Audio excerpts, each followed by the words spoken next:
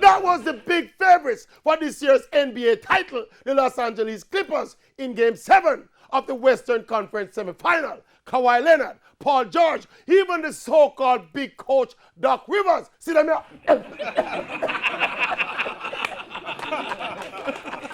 Big and serious though.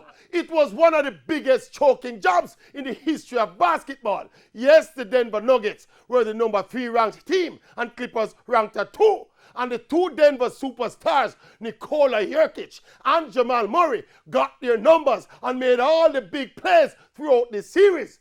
But in that Game 7 last night, it was all about the Clippers missing easy shots and then dropping asleep defensively and looking tired and uninterested. And of course, Doc Rivers failing to make adjustments and to allocate his player resources effectively and end up losing 3 consecutive games in the same predictable way, running out of steam and out of ideas in the 4th quarter. And that is why this defeat of the Clippers qualifies as a big choke. And you know, that is why we love sports.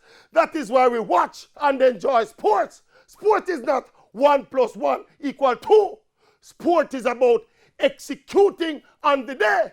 And execute is what the Denver Nuggets did, while the big bad LA Clippers, I see them here.